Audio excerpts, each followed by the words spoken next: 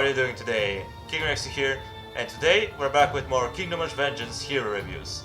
And today we're starting off with pretty much the last $5 character in the game, which is Jun Pai. I'm the captain now. Now, Jun Pai, in my opinion, is a pretty interesting character. He is pretty strong, let's say that. But before we begin, let's jump into his statistics real quick. His health, pretty okay, you know, nothing bad. The armor though, it's a little bit low, but you know, better than no armor. 3450 damage, that's okay, you know, it's not bad. And a pretty decent attack rate, so he should be good, right? Oh yeah, he is, because he has something that pretty much none of the other heroes have, which is having both melee and range attack. I mean, granted, Jack-o'-lantern can throw his head every like 4 seconds or so, but you know, he needs an ability slot in order for that, while Jun Pai can do it by himself without needing to use a ability slot. Now let's jump into his passive ability, which is Last Stand. Allows him to gain 50% bonus damage when he is below 80% health. However, if he goes below 20% health, his damage boost goes away. So a good strategy is to constantly keep him in and out of battle so you can keep the damage boost always active. That's by far the best way I can find using his passive ability to the max. And if you find any new strategies, well, good for you.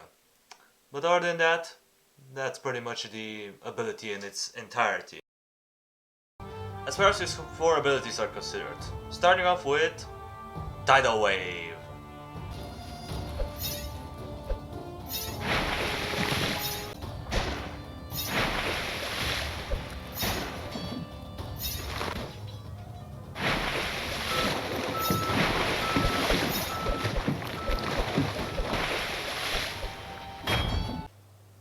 This one ends up being pretty decent. 120 damage and stuns for 2 seconds. Pretty decent. The thing is that it can only go one direction, towards where enemy spawns. You cannot it's impossible pretty much to chase enemies down the path. It will only go towards the direction of where they spawn. Sometimes it may go the wrong direction, but hey, that's a matter of time. You just have to get used to it. His second ability is Banner of Courage. From the depths.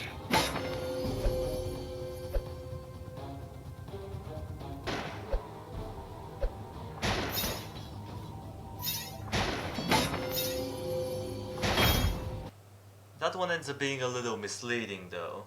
Even though it says 21 HP, that means you can regenerate up to 168 health total, it actually regenerates 7 HP every 0.2 seconds. Which means that in total you're gonna get 35 HP per second. Which is pretty, you know, pretty decent. And that means that in total, instead of 168 health, you get 280 health, which is a crap ton of health.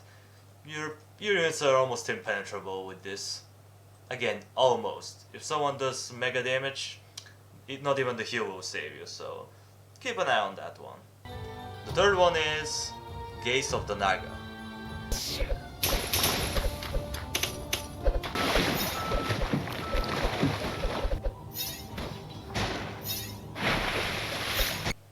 That one ends up being pretty awesome, especially in the late game, or in this case, what I mean by late game, I mean the post game, because in the post game there's a lot of magic based enemies that do a bunch of weird stuff that is annoying, so removing it permanently and having a slowdown, it's pretty awesome. And it's not all that long of a cooldown, it's only like 10 seconds, so you can do it pretty frequently. So if you're getting swarmed by magical enemies, it's not gonna be an issue. Pretty good ability, I'm not gonna lie. Love it.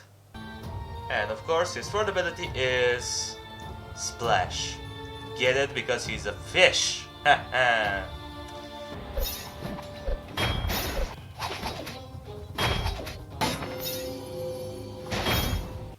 Not that much to say about this one. It does 90 physical damage, takes 9 seconds to recharge, so it's pretty spammable. But only 90 physical damage, it's not a lot. but it's spammable, so I'll let this one slide by. And last but not least, his special ability is Terror from the Deep.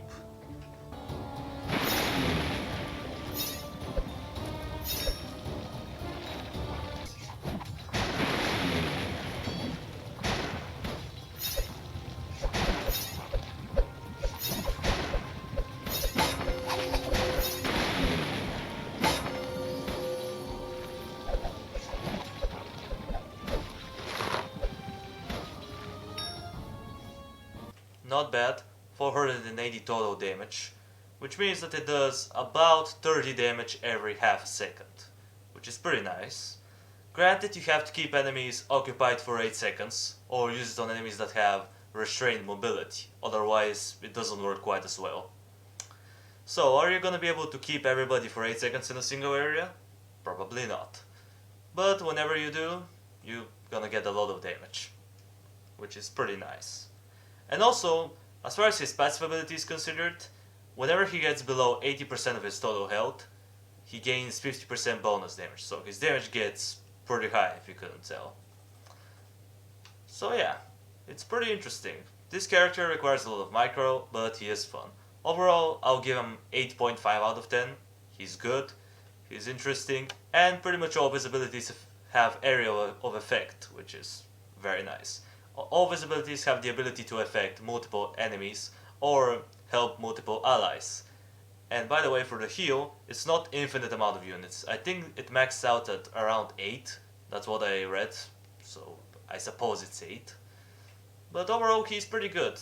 The only thing that I don't like about him is the fact that he cannot heal by his own heal move, which is a little stupid, but whatever. I guess that's the way it is. Overall, really good character. Probably my favorite, if we're excluding the dragons, that is.